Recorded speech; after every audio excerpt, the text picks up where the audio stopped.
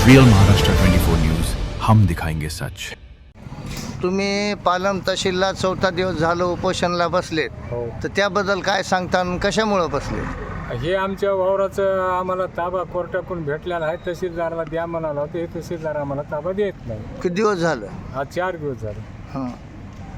किती दिवसापासून भांडणं करत आहेत तुम्ही? आम्ही आमचं भांडण आज 50 वर्षापासून हे चालू आहे. तर काय झालं मग? सांगा, पुढलं सांगा काय झालं. 50 वर्षापासून चालू असून पूर्ण निर्णय आमच्यासारखे सहित तरी आम्हाला हे तहसीलदार ताबा देत नाही. हां. 7/12 आमच्या नावाच्या करीत नाही. अच्छा. तर मग आता तुमचं काय म्हणणे आहे? आमचं म्हणणं की आम्हाला ताबा द्यावा, आमच्या 7/12 आम्हाला करून द्या. तोपर्यंत उठणार नाहीत तुम्ही? तोपर्यंत आम्ही उठणार. कोण्या गावात आहे शेत तुमचं? शेत वानवाडी शेलूमधली किती एकर आहे? 3 एकर.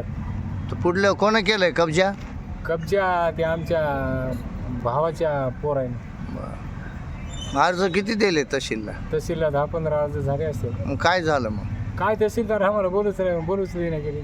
सुनावणी वगैरे ठेवली असेल ना? ठुलिया काल काही उद्या आता हाय म्हणाला सुनावणी. हे मनानच काढायला तो सुनावण्या नाहीत काही नाही. तुमचे वडील पालम तहसील समोर 3 दिवसापासून उपोषणला बसलेत, शेती करतात, तर त्याबद्दल काय सांगताल?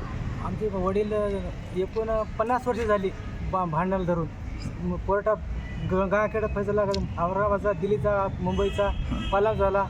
इतर तहसीलमध्ये समजा मॅटर आला तरी तहसीलदार आम्हाला मोजून बी देत नाही, मापणी बी करत नाही. देतो म्हणूनच आम्हाला निश्चित फिरवला आहे. मग आम्ही न्याय मागायला तर न्याय देणार नाही, म्हणून आम्ही हे निर्णय धरला. आता उपोषण धरावं, मरोबाई वाचो म्हणून आम्ही इथंच राहावं म्हणलं. आता दिलं तर जायचं, नाही तर इथंच मरून जायचं, हेच आम्ही निर्णय धरला. आता तो जोपर्यंत न्याय भेटत नाही तोपर्यंत उठणार नाहीत तुम्ही? उठणारच नाही, आता मरूनच जायचं. इथं काय न्याय भेटला तरच आम्हाला जायचं, नाही जायचंच नाही. तुमचे कोण आहेत ते बसलेले? आहेत आमचे. अच्छा. काय वय आहे त्यांचं? 80च्या जवळ असतात. तुमचं म्हणणे आहे आता न्याय भेटल्याशिवाय उठणार नाहीत नाही आता तुम्ही. काय दिवस झाला. आज कोणी आलं होतं का भेटायला? भेटायला यायलेच चालेल, पण काही त्याचं म्हणणं निघून आले तोडगा.